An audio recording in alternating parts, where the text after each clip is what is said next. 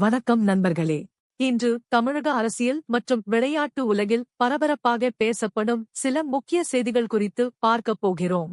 முதலில், உலக சதுரங்க அரங்கில் தமிழ்நாட்டிற்கு பெருமை சேர்த்துள்ள பிரக்ஞானந்தாவை தமிழக முதல்வர் சிஎம் விஜய் நேரில் சந்தித்து பாராட்டியுள்ளார். நார்வே செஸ் தொடரில் அசத்தலான சாதனை படைத்த பிரக்ஞானந்தாவிற்கு 50 லட்சம் ரூபாய் ஊக்கத்தொகையை வழங்கி கௌரவித்தார் சிஎம் விஜய். இந்த சந்திப்பின் போது இருவரும் நட்பு ரீதியிலான சதுரங்க ஆட்டத்திலும் ஈடுபட்டனர். இந்த ஆட்டத்தில் உலகின் முன்னணி கிராண்ட் மாஸ்டரான பிரக்ஞானந்தா தனது திறமையை மீண்டும் நிரூபித்து வெற்றி பெற்றார். ஆனால் இந்த நிகழ்வின் நோக்கம் வெற்றி தோல்வி அல்ல, விளையாட்டையும் திறமையையும் கௌரவிப்பதுதான். இந்த புகைப்படங்களும் வீடியோக்களும் சமூக வலைதளங்களில் வைரலாகி வருகின்றன. பலரும் இந்த சந்திப்பை தமிழ்நாட்டு இளைஞர்களுக்கு ஊக்கமளிக்கும் நிகழ்வாக பாராட்டி வருகின்றனர். இதற்கிடையில் டிவிகே அரசியல் தொடர்பாகவும் பல விவாதங்கள் நடைபெற்று வருகின்றன. தமிழக அரசியலில் டிவிகேவின் வளர்ச்சி குறித்து அரசியல் வட்டாரங்கள் தீவிரமாக கவனித்து வருகின்றன. குறிப்பாக இளைஞர்கள் மத்தியில் விஜய்க்கு கிடைக்கும் ஆதரவு குறித்து பல்வேறு கருத்துக்கள் வெளியாகி வருகின்றன.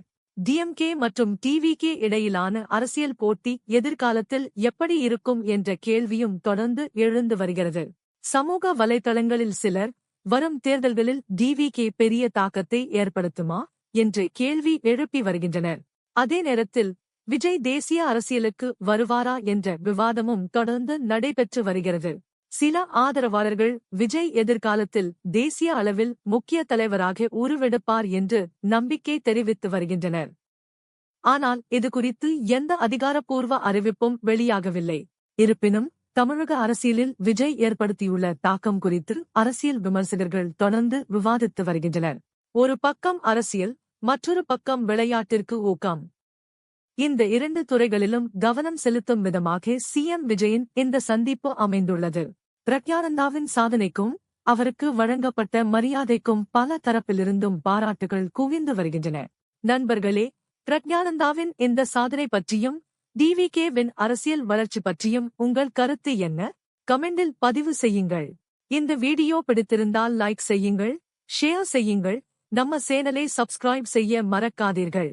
நன்றி.